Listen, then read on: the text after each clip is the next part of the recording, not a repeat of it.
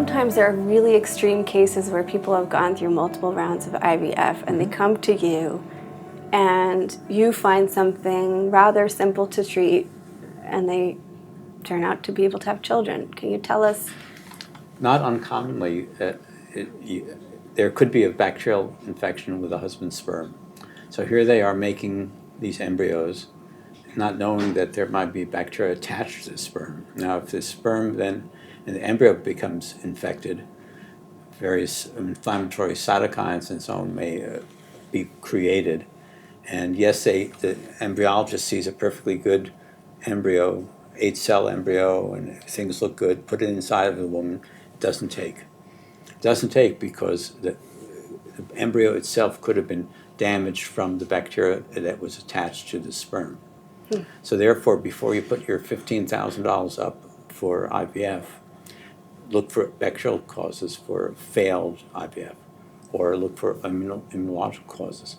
Yeah, I had one patient where there was several, I don't remember whether 8 or 10 failed in vitros, and the husband's sperm was infected. How does the husband's sperm get infected in the first place? Prostatitis, epididymitis, and so on are not uncommon. Also, in the woman's vagina, there are many bacteria. So if a man has low immune system or resistance to infection, bacteria that you would normally find in the vagina might be in the man's urethra, not even causing symptoms. It could go on for years and years. And then they get pregnant after the appropriate antibiotics. A short course of... Well, that happened to one of my patients recently in Winnipeg, Canada. 10 years of infertility, a couple of IVF cycles, pregnant within a month or two after ciprofloxacin for both husband and wife.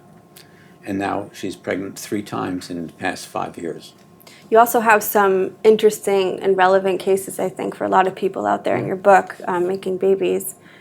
You had a story about a woman named Lana who had polycystic ovarian syndrome, and she had been on Clomid, which is a fertility drug, for about a year, and still nothing was happening. You can treat with Clomid, and it may or may not work.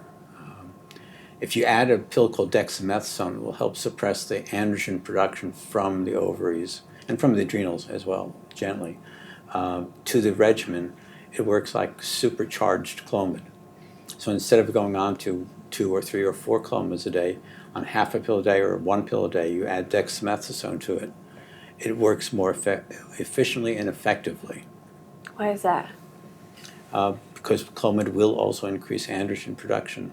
And androgen production is probably going to have some effect on the quality of the eggs or the quality of the endometrium. So And in her case, she ended up, you say? 6 kids. 6 children. She went for the 6th because she insisted on having a girl. Okay. The first 5 were boys. Wow. One of the cases you were talking about 10 failed IVFs. There was a woman here in New York. They're the 2 best programs in the city. And finally, at age 41 or so, 41.5, 42 maybe, it's your eggs. Her husband's sperm shapes were grossly abnormal. So she became pregnant 3 times, 2 children, after age 41. After the husband had hormonal therapy, he was given Clomid. Guess what? He took the fertility drugs and had a varicocele operation.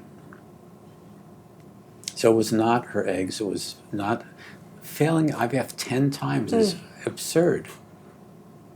After the first or second time, didn't they want to, stop and reevaluate?